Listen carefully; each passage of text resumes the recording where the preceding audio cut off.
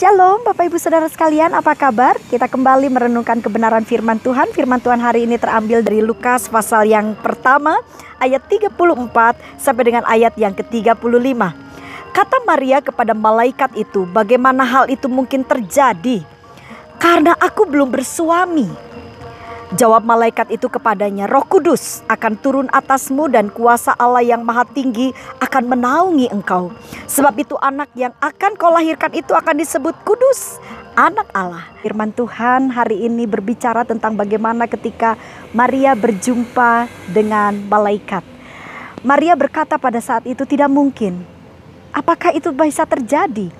Karena Maria belum pernah memiliki seorang suami. Meskipun dia sudah bertunangan dengan Yusuf, tapi dia belum sah menjadi seorang istrinya.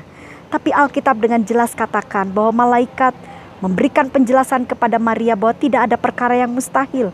Kalau Roh Kudus turun ke atasmu, maka segala sesuatunya pasti terjadi. Anak yang kamu kandung adalah dari Allah yang kudus, sehingga itu anak itu kelak akan dikatakan anak yang kudus. Bapak Ibu Saudara, ini adalah peristiwa yang cukup menarik untuk kita perhatikan di saat kita sebagai orang percaya, kita sedang memperingati hari kelahiran Juru Selamat dunia. Dan di dalam peristiwa ini beberapa hal yang saya ingin bagikan kepada Bapak Ibu. Yang pertama adalah bahwa kejadian Natal adalah sesuatu yang sangat-sangat tidak mungkin, tidak masuk nalar, ya. Manusia akan berkata itu sangat-sangat mustahil. Tapi kalau Bapak Ibu perhatikan baik-baik, ternyata hal itu tidak ada yang sukar dan tidak ada yang mustahil bagi Allah. Maria bisa mengandung sesuatu yang menurut logika kita itu hal yang sangat-sangat seperti dibuat-buat, tidak mungkin lah. Dan memang selama kehidupan di dunia ini tidak ada wanita selain daripada Maria yang bisa mengandung tanpa seorang suami. Ya, banyak orang yang mandul, ya akhirnya dibukakan kandungannya sehingga memiliki keturunan, tetapi toh mereka sudah memiliki pasangan suami. Tapi Maria adalah seorang yang perlu kita pahami dengan baik. Dia seorang pribadi yang betul-betul itu di luar logika manusia.